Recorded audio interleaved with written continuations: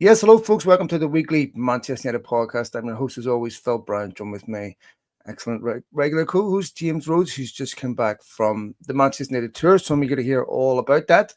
I hope all of you are well. I know there was a little bit of a break in our recording schedule because obviously James is away and doing more important things. So we're going to be back on track. We've got the season in our sights. Fiorentina next week. Good preseason. Lots of stuff to talk about. How you doing, man? Yeah, doing very well. Really enjoyed the tour. I only got out for like one day the last couple of years, to Las Vegas and to Los Angeles, respectively, the last couple of years. So doing a whole like week following multiple games, all the events, all of that. Yeah. What a crazy experience. Very unique and kind of amazed to be able to do all that. You know, mate, the first time I got to do all that stuff, honestly, I couldn't believe it because I was going to this football club that I've supported my whole life, that I've always been on the outside. To be able to just experience that was Yeah. something that was amazing. And yeah, it's something that never gets old for me. And very rare when you get in a situation where your football clubs, you get that close to the club that you love. And Yes. then you meet people that you've built up in your head as being this, God, and then you realize they're just ordinary people, and that's a really brilliant experience, actually. It You is. It know, is. It's so funny, like all the talking about, players and all of these yeah, kinds of things and people. And you talk about, Jason Wilcox, and then you're walking down the street and he's asking for directions to a clothing store. And it's like, these are the normal experiences it's that you it's deal with. man, it's funny, like you get to speak to these people. Like I remember going into a hotel, I think it was in San Francisco, and randomly having a drink with Paddy Crerand, Dennis Irwin, Brian Robson, everything, and just the shit that was going on with like the banter. Yeah. I was sitting here going, "This is unbelievable! Like what an experience!" European Cup winner at 68. One of United's greatest ever captains, arguably United's best ever left back, just sitting here ripping a pit, and I'm sitting in the middle of it going, "I don't want this to end." So Yeah. great Yeah. Yeah, experience. exactly. All right, let's get back to the football, my friend. Lots of stuff to talk about. I will first of all ask you your summary. Give us what happened on the tour, what you think of the tour, and anything worth informing us about that you found out. Yeah. Yeah, well, I mean, there was 3 games overall, right? Since we've last done this, because we missed it last week. So there's all 3 games of the US Mm, tour have happened since then. I thought 2 really good games. One kind of weird game, but I guess contextually, the fact that United still ended up 2-2 after mm, was probably a very, like, easily the most, like, disjointed and sloppy performance. Maybe that's progress, I don't know. But, it was really good, in general. I feel really positive about it. I mean, you hear things and there's, everybody's it was funny talking to people and they're like, "Well, yeah, I mean, obviously we have to say like, mood's good, things like that." But when you can see it for yourself, yeah. then you believe it more. Because I've been out there, like I said, the last few times. It was not like this. It was Hmm. not like what I experienced this time. The last couple of times, there's times after the game, you look at the staff, you look at the players, and they look like they're walking out of the morgue, and they're just unhappy, distracted, Yeah. just everybody's just walking by, not saying a word, just nobody's happy. There's none of this kind of part, like I said, there's a lot of things I did late at night and Mhm. things like that too. There's staff, people having a good time, people talking, interacting. One of the things I think that changed dramatically that I have to give serious credit to them for, that was unbelievably noticeable on this tour, Mm, was how front facing some of the executive staff are, yeah. that they did not used to be. I mean, Jason Wilcox was probably at 5 different fan events. We Mm, never saw that, yeah. in years past, never. Colette Roche, other people were around where you just Hmm. run into them, you just see them and they're facing the music, it's not like they're in a back like you might picture with like 10 security around them or something. They're Yep. just there with the fans and interacting, and plenty of other people as well that I won't, name everybody because there's also people, need their privacy and stuff like that. But it felt, together, I guess I would say, Yeah. like the club, the community, the fans, the groups, it felt together in a way that I've not felt before. And I think that extended to the on the pitch, to the team, to the staff, to the players themselves. You see them walking around.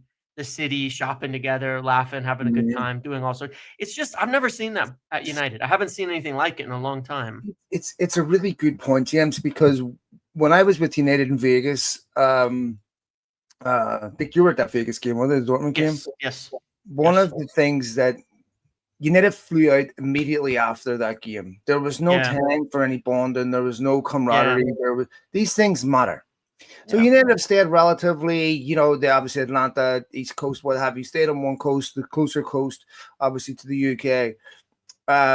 It's very, very, it's laudable that their executives they're accessible. There was accessibility. United have yeah, had their worst season, Premier League history. It would be easy to hide. And one yeah. of the things that we've complained about in the past, James, is the lack of accessibility of United's, Yes, upper echelon and their inability to speak. You compare what I saw in terms of team camaraderie from what we saw in Singapore against the ASEAN All Stars, if you remember, players walking about looking like it was the last place in the world they wanted to be. I look at what I saw on this tour and I see a noticeable difference between the team spirit then and what I see now. Maybe I'm wrong, but I yeah. definitely I do. agree with you. Yeah, totally agree with you.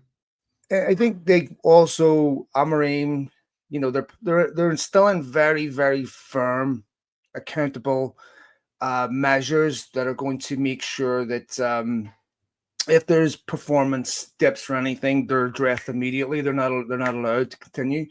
I read Yeah, something that Amarim is now saying that if you are not giving 100% effort in training, they're going to present details of that in front of the whole squad where you have the answer for that. Are you aware of any of that?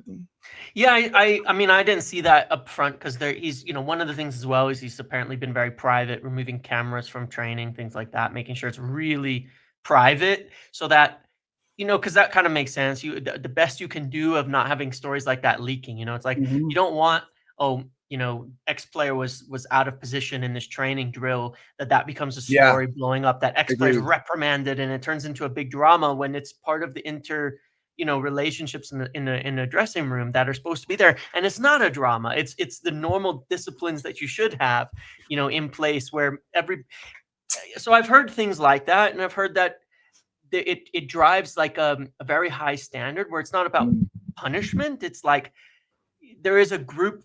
The group keeps the standard for each other. You know what I mean? Mm-hmm. Not just one Yes, guy, and that yes, matters. Yeah. correct. Yeah, you don't have one particular, leader and everyone else. It's a collective. Yeah, Yes. Roy Keane and back in those days, Ferguson had multiple managers on the field that would hold Yes. players accountable to a certain standard. I think this is something that Amarim, also needs help with, where it's the entire group collectively holding you a particular standard, and if you fall short of that, then it's the collective that will call you out before the manager, so that you're not the Yes. sole voice. We saw some comments, James, from Bruno Fernandes, which were a little caustic, but not so. I was encouraged by some of what he was saying. One, he took aim at the club, saying that United need more competition for Yeah. players, Yeah. need more players. Completely agree with him, Yep. and also singled out some laziness within the United team. That's a captain to me. Correct. Yeah, absolutely. And I think that's what you want to see. And I think what's good is when those things aren't a story necessarily, they don't have to be. That's the Mm-hmm. captain doing what he's supposed to be doing. And it's Yep. not going to result in some huge blow up in the dressing room. It's just you've got guys who should be able to say those Mm-hmm. things to drive the standards at the club and be open about them and not worry that it's going to turn into like a mess. So I like him saying that. I like him being honest. I like him being direct about that. And I think that those kind of comments are probably being encouraged in the present status of things to say, you see something, you don't feel something's right. You're one of the leaders of this club. Call it out, say something Well, about it and drive that. And that's kind of, I think, empowering those players because they're the ones on the pitch to do that. I think one of the things he was really smart about also was that he didn't single anyone out specifically. He Yeah. said Yeah. there's a laziness, which I think is exactly how you do that. There was some concerns, criticisms over Agarty's performance and one or two others. Lots of positives, though. We'll get into Yeah. the United Everton game. right now. But before we do, just the rest of the tour, James. As we said, we saw the performance against Bournemouth, West Ham. What would you make of the tour overall? Really good in that I thought we were seeing, I think, more of what I want to see from Ruben Amorim. Like Hmm. sometimes you get into this thing and you think, well, did we see what he intended last year? And I think what preseason has showed us is no, we didn't see what he intended last year. We saw what could be scraped together mid-season and the very much unoptimized version of a Ruben Amorim thing. And now that he's actually had time to work on it, even with a lot of the same players, because I tell you, the one against Bournemouth was the most encouraging. There was Hmm. 0 new signings on the pitch in that game. None. Same Hmm. players, same squad, same group of people. Cunha was out and Buma wasn't ready. Still lacking in options. Dorgu looked like a man transformed, and he has all. I gotta say specifically him. I'm so excited for the kid. He looks so Mm. good. He Yeah, looks so that made confident. amazing. And Hoyland scores a couple of goals because he Mm. technically claimed the second one coming off of his shin on the way through. But he scored a good goal, a good striker's goal in the first one. And you got to be in the right spot to even claim a second goal. So it was encouraging because there was a lot of like everybody being on the same page, knowing where the other person's supposed to be, those relationships forming, the things that have to happen at light speed, for a team to be good. I've just been really, really encouraged about almost all of it. You expect preseason, the travel, sometimes the pitches aren't great to see sloppiness and things that come into play, but that happens to everybody. And overall, I'm very, very encouraged. Yeah, very encouraged. Uh, what I was looking at in this preseason, James, wasn't just the result. Obviously, the results encouraging, but it's how United were getting results. Yeah, Are we seeing an improvement in terms of the identity, in terms of how they're playing games? Because obviously, one of the things that we were badly lacking was a playing style and identity where you can say, okay, I can see what Ruben Amorim's doing here. This preseason tour, I started to see things that I was like, okay, I can now see how this will get the best out of, even though Agarty didn't have a great game against Everton, I can now see how this is going to get the best out of certain players by yeah, protecting them, by making sure players understand exactly what the roles are in this team. And, this might be one of the most encouraging preseasons.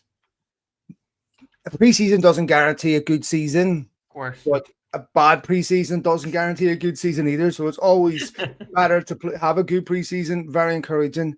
And look, I also think the standard of opposition is very important because United were playing Yes. against Premier League teams that they're going to face, Yeah. and I think that will also heavily benefit United going into the start of the season, so that they're ready for obviously that type of intensity. Big game against come up against Fiorentina next weekend. But let's go through some of the individuals here, James. We'll talk about the new signings first. What was your take of Cunha on this tour?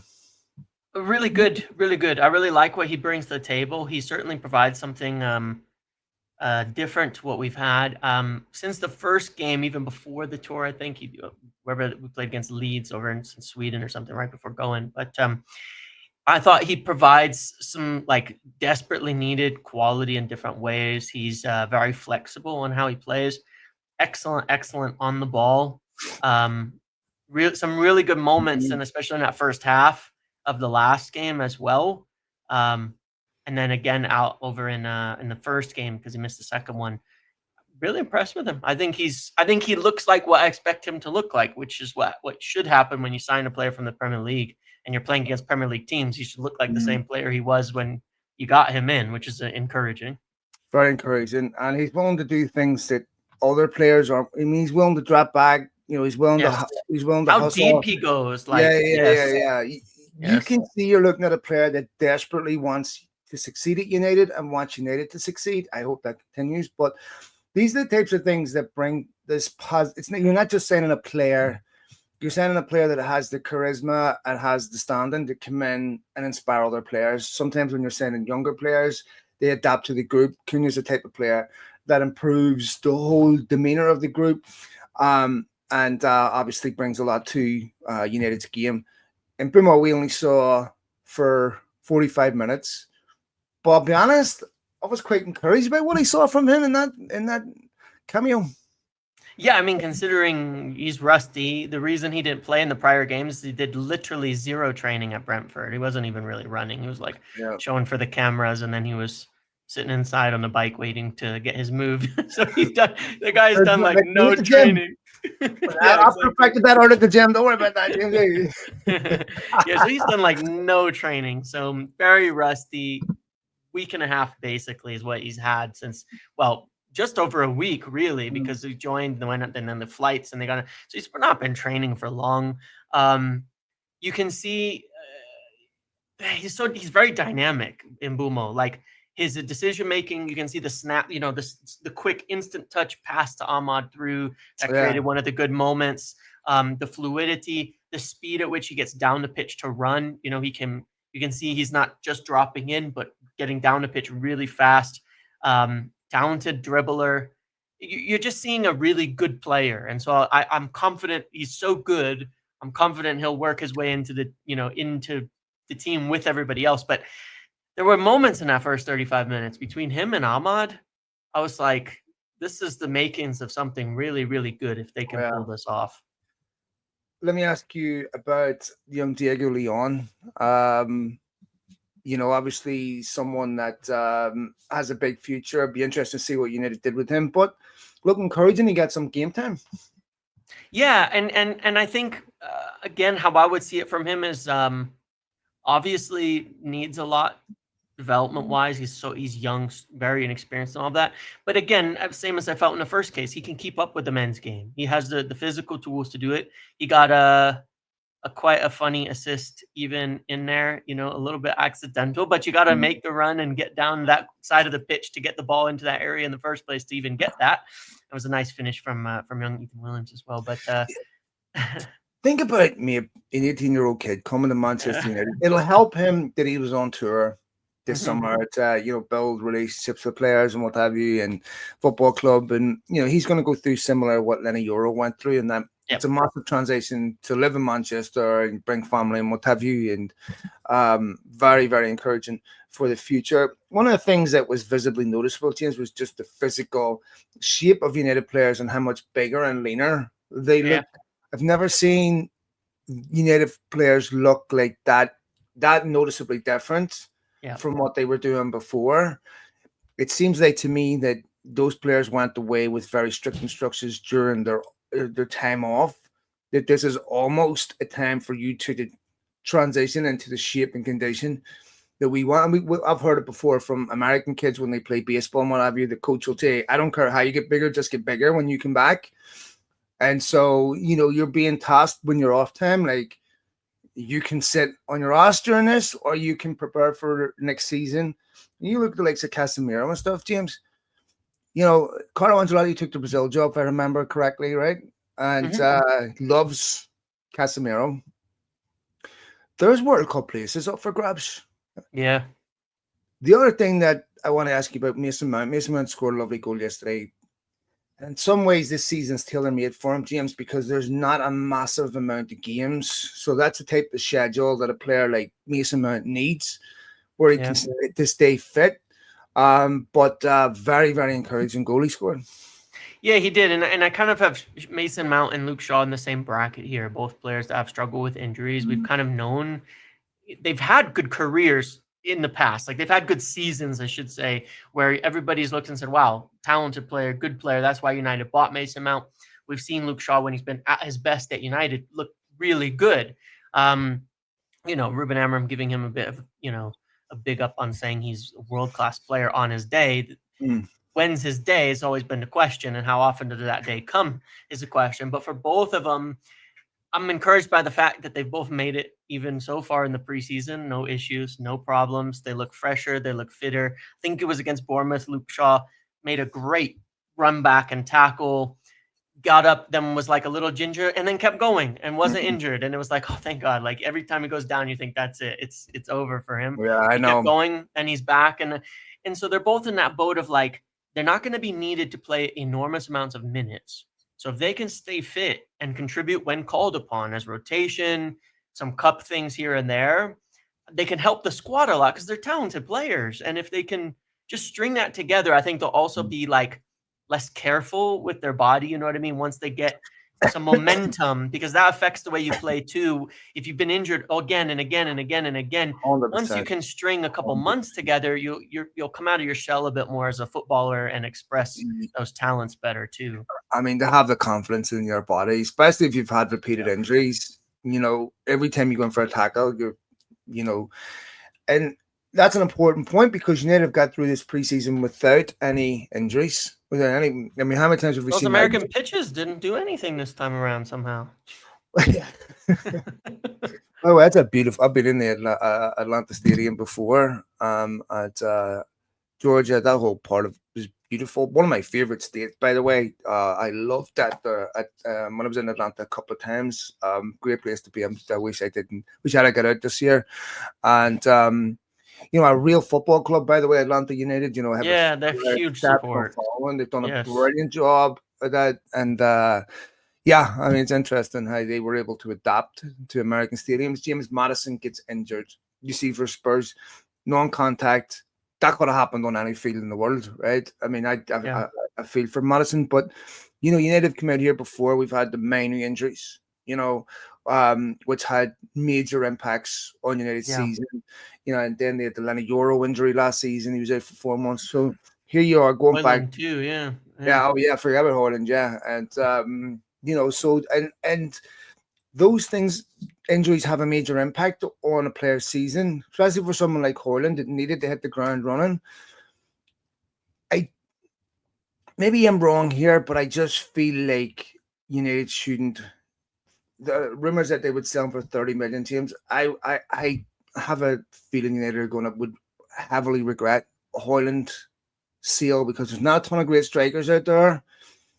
Surely, like alone the AC Milan or something, or Portuguese team or something, if he had to leave, would be the preferential deal. I don't know how integral that is for the Seshko deal, but young Hoyland does want to stay. Yeah, I mean it's a confusing one here because apparently Leipzig very much would like Rasmus Hoyland. United have not told him you've got to leave. Mm. And he's not been kicked out by Ruben Amorim, and I think that's worth noting too. Like he's in the squad, he's in the team. That means Ruben Amorim sees as someone that he would keep around the squad from a Mm-hmm. personality perspective, from all of these things that he would play him. He wouldn't have. We kind of know with how it's acted, he's not going to bring anybody on the tour and all of that if he doesn't think they could be in the squad. So it's a bit of a complicated situation for him to leave. United are going to have to tell him to go. Like straight Yeah. up tell him you're not in the plans, you're not going to play this season. We want you to go. Um, is it part of what they need to, how do you balance this? Like with this whole Sheshko and Leipzig situation, if they do really like him, are you trying to tell them, well, we need to be certain you're going to come in before we tell Rasmus to leave because we don't want to tell him to leave and then the deal doesn't go through because that sucks too. That's not the situation, which I think is fair. You don't want to do that. They're not trying to treat him poorly on that front. I thought a loan would end up being more likely in the end.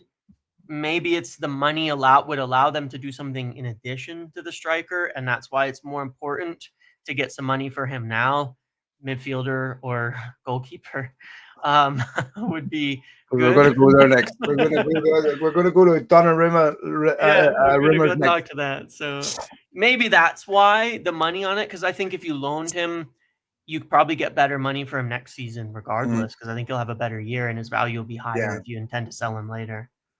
I also think in a better United team with the pressures taken off him to be the lead striker, where there's goals coming from other parts of the team, Yeah. I think it would be even better for United in that situation.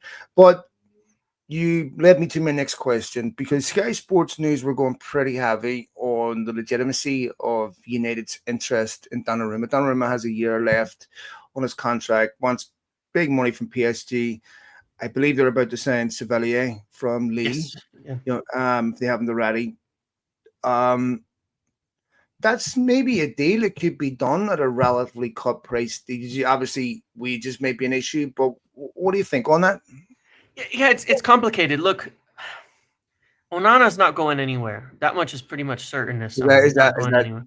100%? Yeah, he's That's staying. like everybody I asked about it. There's Mm, basically no chance he's leaving this summer. I mean, mm, he might not even. He'll probably be fit like just to the end of the window. But regardless, the chances he's going anywhere like none at this point. Obviously, Tom Heaton's not going anywhere, mm. which is fine. Um, Yeah, and Tom. then in Bayindir, there's just there's nothing like. Well, I was told on that is just there's we'd have to have some interest, and Was just no one there's just interested? nothing in it. It's not like they've got a bunch of inquiries and things like Mm. that. Like, oh yeah, we'd take him, and they're negotiating. There's just kind of nothing on that front. Um, I'm not sure if Bayindir's appearances on the tour will have helped anybody get eyes on him or not. I did see some when it was in Chicago specifically watching a game before. I think it was both Everton and West Ham's goalkeepers made huge errors, and their whole Mhm. like analytics team were up in the in the media areas tend to sit. And I made a couple of suggestions that they could look to Bayindir if they need a new keeper, but we'll see if they take me up on that. But I have my doubts. But no, You get it. um, Rangers fee. yeah, give me a finder's fee. Yeah. Exactly, exactly. Um, but no, they what I do know is they did try to make a loan for Emi Martinez. Mhm. And the problem is they don't want to spend money, 5-year contract, big wages, Sure. another keeper while Onana and Bayindir are there, and you have Yeah. three. It's so much money for your keeper Mm. department, and they're not up for that. My wonder on that Donnarumma thing, I'm certain United have made contact with his people. That much I know, to Mm. just get in touch. Maybe it's the type of thing where they play it cool. We get towards the end of the window, maybe you can get him on loan. I know he's in the final year of his contract, but if you do a loan fee, well, for PSG's perspective, wages get covered and we don't lose the player for free, for nothing. You get at least some sort of Mhm. fee for him for a covering of a loan. From United's perspective, you get the year. You don't commit to 50, 25 million or 30 million or 40 million. And next summer or in January, you can agree a free agent contract Right. and see what happens. So maybe something like that would be the strategy. I could see them playing it cool and then working on something like that. Because if they were willing to loan Emi Martinez, why not Donnarumma Yeah. as well? I mean, yeah. I mean, if you could get Donnarumma, it fits in the financial package. You're rated as a lot of money to allocate to goalkeeping position, and Mm. Onana would have to become number two. I don't, that to me is something that United need a goalkeeper. As I've said before, they can play, be the number one, can push Yeah. Onana, and Bandier isn't that goalkeeper. Um, on the striker situation, James, obviously Sheshko is the one that everyone is discussing. That's the most likely. I was listening to Fabrizio Romano talk earlier about the Juventus have offered Vlahovic in a backup option if they don't get Sheshko done. What's your take on this? It's complicated. I mean, even what now, like right before we went on this, one of Newcastle's reporters say that today Sheshko's agent has let them know he wants to join them, Newcastle, or given them encouragement he wants to join them. And they've already got an offer in, they're working on that. I'm a little wary of it. I know United have not been given some like exclusive agreement with him like we had with Mbumo, where it was like he only wants United. Mm-hmm. They want that though, because they need kind of him to prioritize United, I think, to make a deal happen here. In part because we can't compete with Newcastle's financials. Yeah. PSR may be one thing we can go buy, but Newcastle's problem is PSR, not cash. Our problem is the reverse. Yeah. So they could go to Leipzig and say 85 million. Fine, we can agree an 85 million package. But if they're offering 50 million right away and then 2 installments, that's hard for United to compete with. United are going to need a better structured deal. So if it gets into a bidding war with Newcastle, it's a problem for United on that front. If the player's Yeah. not picking one or the other, then United probably need to step away from it. I mean, James, in my opinion, already what's on the table, Leipzig are being offered a very generous fee, in my Yes, a opinion. lot. Yeah. And I don't think United should. I mean, I would be happier to go with what we have than spend anything above what is being offered for Sheshko because I'm just not sure about him, James. Like, I just don't have that level of confidence. Like, this is a guy that's going to walk in and bring the goals that United need. Um, we're talking like Harry Kane money here, right? Yeah, sorry. I just wanted to point out just a second ago, David Ornstein says Newcastle made an improved bid to Leipzig for Šeško, worth at least 80 million euros. Positive talks today. Leipzig currently favor Newcastle, no United proposal as of yet. So it's kind of keeps moving Yeah. that direction. Well, I mean, then let's look at a potential for Vlahovic as a backup. I don't think United would do that. Deal would be significantly cheaper. No. There's a reason why Juventus are offering him. Yeah. I, then there's also the question about, is there enough in the budget for a midfielder that you need, that most of us feel that United need. I think Bruno Fernandes more or less said that, and I think that's something that Ruben Amorim said. I'm actually, in some sense, surprised that United are willing to go to the levels that they're willing to go to currently. Like I think Šeško 50 million plus maybe 10 million add-ons is a really good price. Where Leipzig have got that price, to me, is based on the fact that clubs are desperate for a striker. They know Isak, Newcastle will get a ton of money with Isak. I don't blame them for doing what they're doing, but if United pulled out of this because of that price, I would think, that, in my opinion, like, that's probably the right thing to do. Like, I think they're at a threshold where it's this or not. Yeah, it gets really risky when you go up to this point. I completely agree. It's like we've had plenty of talk about it. I think some of the prices have gone out of control, but I look at it and I go, when you paid in the end 65 million for Mbumo and you look at his numbers, why would you pay more than that for a player that you might hope reaches those numbers, but hasn't yet? And I get their different positions, and the striker market is the striker market and all of that, but something throws me on it. I still look at it and I go, I'd still be more comfortable walking right back to Ollie Watkins and putting a better offer on than 45 million, because at least you're going to get goals and it's going to improve the team, even if it's maybe expensive for a 29 going on 30-year-old player. Yeah. I'd still prefer it once you start going to these numbers, because if we have to go to 90 million euros, James, there's no way. Benjamin Šeško is not a 90 million euro striker. And I just think that, considering United's other needs, and I'm surprised that United have 90 million euro to go bid for Šeško. And obviously, that's a funny one. Yeah. But it's strange to me because, I'm wondering where, like, they've spent decent money on Brumo. They spent decent money in Cunha. We know we needed to get goals in the front line. Obviously, as of right now, only Marcus Rashford really is left. Yeah. They've still got time Malacia, to get off the books. So obviously Garnacho, could be Chelsea's 470 trillionth signing this summer. And then if I would just go kidnap a couple of Chelsea players, there's no way they'll notice. It is funny because I literally spoke to someone who worked at Chelsea for a bit, and like they genuinely said they didn't have room for the players. Like, it's not even a joke. They actually don't have room for all these players.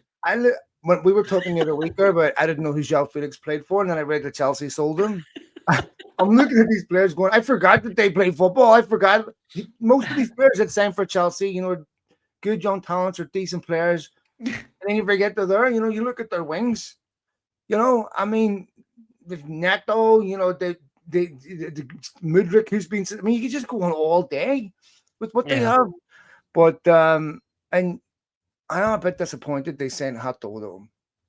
I remember speaking to Franz Hoek on this podcast before. Of course, he was on Van Gaal's coaching team at United and knows Ajax very, very well. And I was asking him about Hato, and he was telling me, he goes, look, this is honestly one of the best players we've seen come through at Ajax in a generation.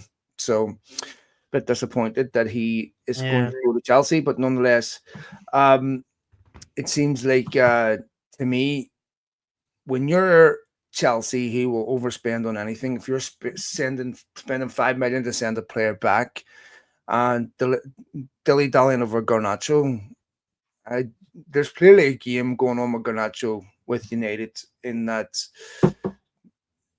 United are probably the only football club in the world they've tried to save money on a transfer deal with.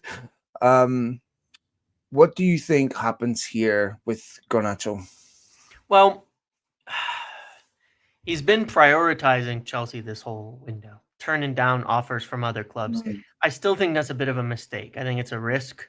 Mm-hmm. One, because I wouldn't join Chelsea. If I was a footballer today, I wouldn't join Chelsea. Your odds of playing. I just want to. I just kind of laugh because I look at Giovanni Quenda, who turned United down in April in the end and went to Chelsea.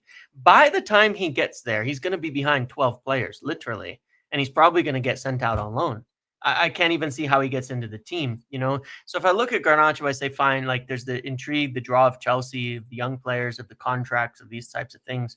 But if he had gone to Italy or something, he'd probably become a top player there. At Chelsea, you're one of many, many, many. You look at what happened with McTominay, he's like an icon of Napoli now. Like incredible stuff, impressive, just completely fair play to him for that because he went for it and he did it. And An Argentinian I know. played for Napoli or so. Like, how can you look at that Diego Maradona I Stadium? know. I I mean, this is okay.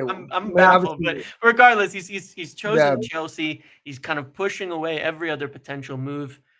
I hope for his sake they go for him because I genuinely think if they don't, United will let him sit in the reserves till January. Well, that's an I don't interesting think they'll point. bring him back.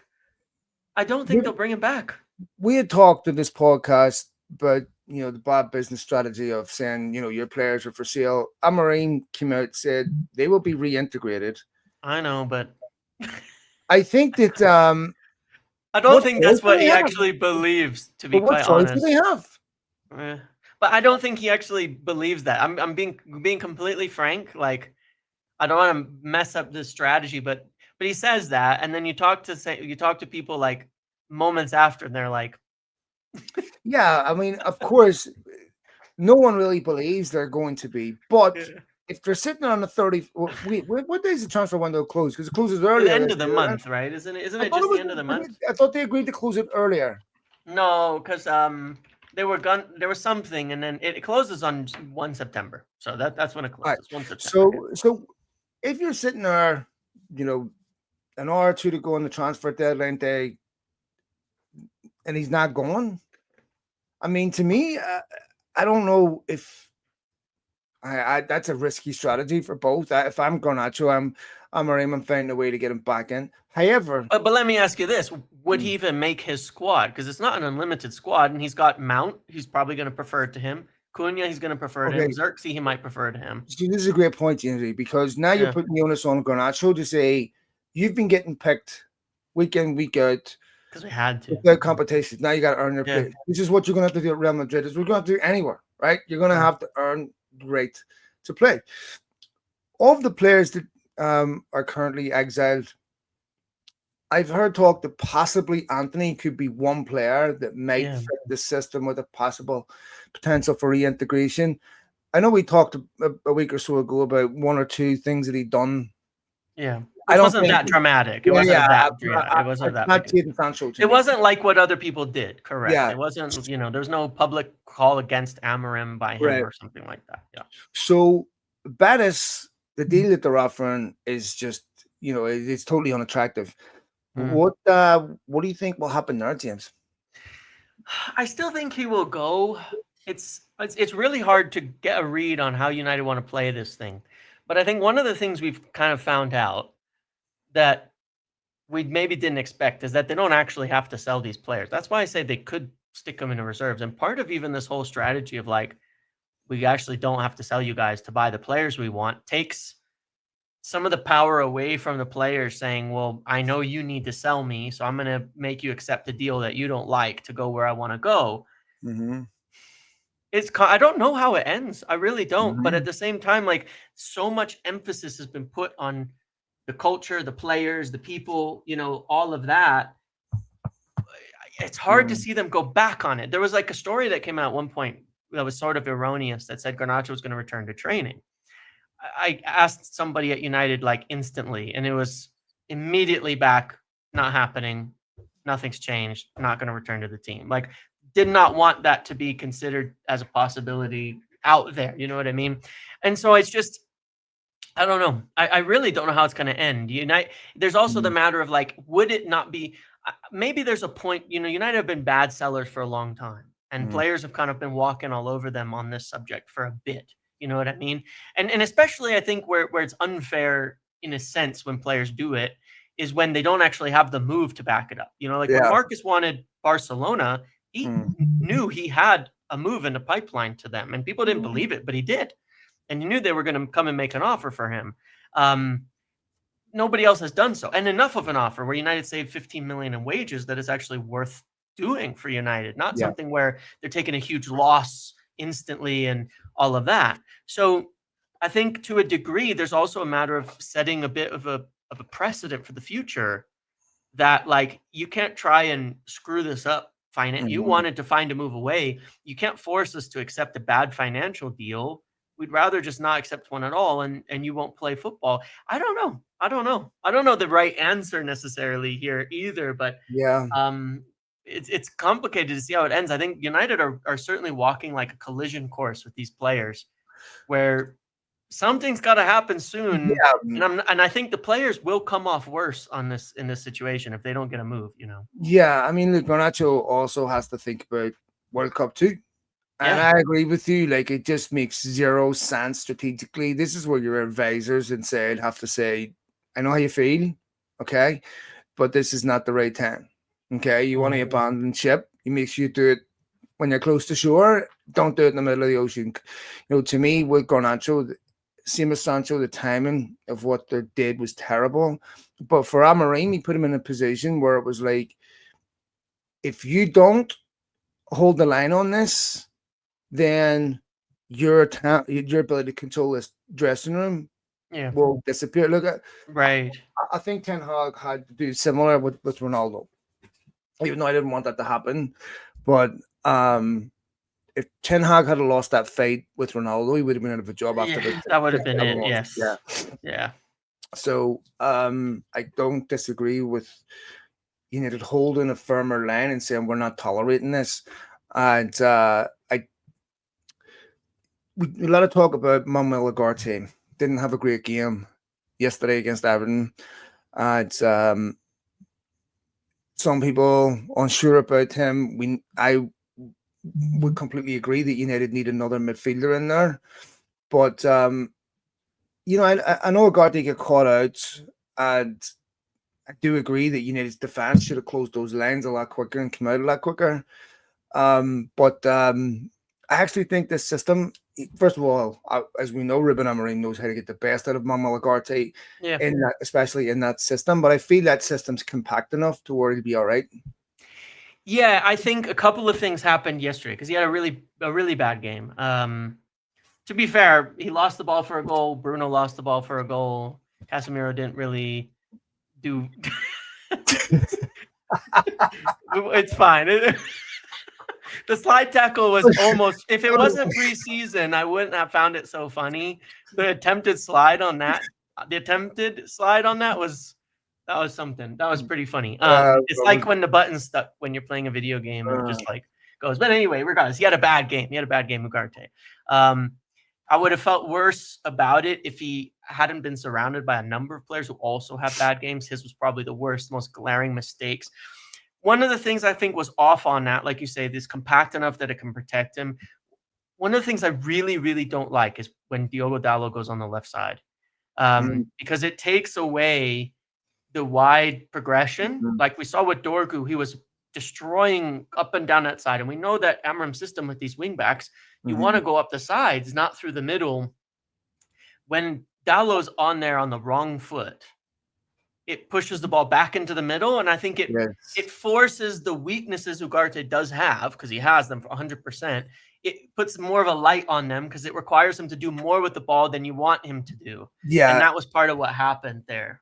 And you're correct, because you're right. Dalot, brings the ball into his right foot, but when United are attacking, instead of him attacking on his left, he stops the attack, brings it back, puts it on his right, and you lose the momentum of the attack. And then you put Ugarte in a bit of trouble. I mean, to be fair to Ugarte, he had a really good game at Goodison last season. When he scored against him. So scored a good goal there. So I think that this system will help Ugarte. And look, you shouldn't be losing the ball there as a defensive midfielder. But unless you lose the ball there and someone hits a 30-yard smash, a top corner, the defense you should still have enough cover behind you when that type of stuff happens. Very Yeah. unlucky with the equaliser chance for Everton. Took a couple of look like Lee Harvey Oswald took that shot, about 4 or 5 deflections for one in the back on that, right? And Yeah, that was crazy. I think Ahmad ends up scoring the goal, but was yeah. it Ahmad or Aiden Heaven? I thought it might have hit off Ahmad target. smashes it, and I think it comes off Aiden Heaven and goes in. So Yeah, it was a bit unlucky. But look, yeah, and look, the thing is United already know they need a midfielder.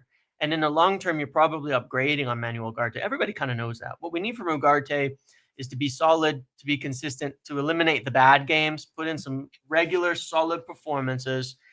And then if he's a squad player next year, that's okay. That's fine. We bring in somebody big, somebody Baliba or someone like that, some top midfielder who's producing when you have the money to do it, just to put it in, to come into that position. So, Casemiro, obviously his contract will expire in a year. So, yeah. Yeah, I think if you can go 80 million on Sesko, James, you need to have the money for a midfielder. And Mm. the second market that you get, the first market, everyone's out of the blocks, they get the players they've lined up. Then the second ones, clubs need to sell, prices come down, you can get players at different price. It's more important that you need to get the right player than getting somebody quickly. And I think there's a lot of very decent talent available in once you start getting into August of the window, which of course we are, but this is when clubs start to lower prices, make better deals to get rid of players. And I would love to see United get someone like a Vitinha or something, the PSG of that, Yeah. just a exceptional, technically superb, quick, and I think that right age profile. Would love to see United get someone like that. It would be good if Ugarte had rotation, like if Yeah, he's having a bad game, take yeah. him off, put someone on with similar traits so that you don't have to struggle through that. Because I think it just makes it worse. Like, not having options there isn't the best thing. I think it would be really good if United had options in that position. Yes, agreed. Definitely something that they're short on, and I still think by the end of the window. Let me ask you. Let's say it's August 31st. Window's about to close. What other business do you think United will have done in terms of players coming in? By the end of the window, I think they'll get a striker. One way or another, they will get a striker of some sort. There's just too much.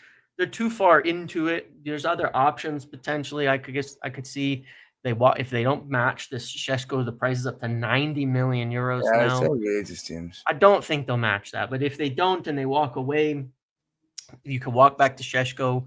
You can work on a deal for Nicholas Jackson and Garnacho on that situation. There's still options. You can look to the loans market. Kolomuani has been of interest for a long time and spend the money elsewhere. I think they'll do something to get a striker in because you need to add one. You haven't even had Xerxes fit the whole preseason, so you really do Wow. need to add another forward to this team. For sure. I think they'll get 2 more players in total, and I think it'll be a striker, and I think it's a Midfielder. debate still, midfielder or goalkeeper. I think I'm leaning to midfielder. I just have no idea who, so it's hard to give any confidence on Yeah. this. I don't even know a slightly who they'd be going if they're not going to go throw 100 million to Brighton or something, which I don't think they'll do. I have no idea who they'll go for this window. So let's say they send another striker. They don't sell Hoyland. Now you're starting to look at a bit of a top heavy, central striker position, which then leads me to the question. Someone like young Cheeto Obi comes to United because the progression and the route into the first team is very visible. Does that mean now United need to look at loaning someone like Cheeto Obi out? Well, I guess that's kind of the question as well when you're asking before, why sell Hoyland? That's probably part of it too, is it clears the pathway for a player like Cheeto, who they clearly rate quite highly. I don't think he joined to be loaned, so I think Mhm. might be a bit of a rift if you end up doing Yeah. something like that. Mhm. Which is probably the reason you're looking to move Hoyland on, so that you can say new striker in, Xerxes can play there, Cheeto can play there. There's going to be enough minutes to do to do some kind of rotation, in all of that. So yeah, I agree with you in that sense. I think that's why you kind of need an out. In addition, if you're signing somebody there in one way or another, Xerxes, it's okay because you can kind of shift into one of the tens where the United don't actually have that many options. You've got Mount Mhm. How long is he going to be healthy? Ahmad's playing out wide. You don't have a ton of 10s. We've Mhm. shifted out. I mean, most of the 10s have been moved out of the club. So yeah, I think you're right there. Fiorentina, of course, next week. One of the things that I thought that it was watching when I was watching the match yesterday, I was thinking this is more or less what United's starting 11 will look like against Arsenal, where you can start to Yeah. see Amarin's been a little bit more disciplined with substitutions, and you're looking at that and going, this will probably be an exception of maybe Bandier or something, but this will probably look a lot like United will look like against Arsenal. I'm sure we'll see that again next week with Fiorentina. Um, what looking at what we have, does United's best 11 stand out for you? Could you sit there and say, okay, I now know who more or less United's best 9, 10, 11 players are, and what are you looking forward to against Fiorentina? Yeah, good question. I thought that obviously the last game against Everton was the closest to it. Dorgu played on Wednesday, so he didn't play. If you took that team and you stuck Dorgu in there, it Yeah. might be the best 11 that you've got right now. Obviously, if Onana comes in for Bayendir, if he's fit, obviously. I think my main question marks would be the center backs. Is it Maguire or Delict? Because I think Maguire is the first choice Mm-hmm. when fit. And Emram said he has a little issue, which is why he's being limited. If he's fit, I think Maguire is the first choice. Is it Heaven or Shaw? I think that's a battle. I think there's a couple fights in there, Yeah. but I think until you sign a striker, the rest of it is clear. Once you Mhm. sign a striker, it gets a little more confusing how you want to set up the midfield because Bruno's going to drop deep. Who's next to him? That's a question I don't have a total Yeah. answer to yet. And you would imagine if United were to bring players in now, you've got very little time really to get them ready to start an Arsenal Yep. game. So, I don't see. I, I, honestly, I think that if we do a show on Thursday, we're still going to be talking about Mm. who that striker is going to be. I don't think that's. Yeah. We might know who it isn't going to be. Like I just I have my doubts about whether United will sign Sesko at that price and whether they even should sign him at that price. So we will see what happens. Jamesy, before we go, we've watched the preseason. Some couple of signings are in the door. Uh, you still sticking with your assessment and your prediction for what we'll see from United next season? We're around top six. Yeah, I feel good about that. I feel better about that than I did before. If we get a striker in, I think we'll push for the Champions League spots. Yeah. Yeah, why not? I think that once you need to get a bit of momentum, especially if they can bring goals in the team. That game against Everton yesterday looked a lot like games we'd seen in the Premier League, where they've dominated games, didn't take chances, and then two individual errors lead to goals in a game that they should have won. But all in all, I think very encouraging. I think once Premier League starts, we'll see. Obviously 100% match fit Cunha and Brumo after a little bit, with a couple of other players coming in, very, very encouraging. And of course, through the season, we will be consistently doing 2 podcasts a week. I would imagine we'll do one Thursday. I'm Yeah, we sure will we'll have a few probably. things happening. But fantastic coverage on the tour, mate. I Thank loved you. all the stuff that you uploaded, and you worked your balls off. Great stuff. Thanks to all of you for downloading the podcast and all that, and sharing our content, following each other, following each of us. We'll be back again on Thursday, mate. All the best, Jamesy. Yes, thank you all. See you later. All right, brother. See you later, mate. Bye, folks.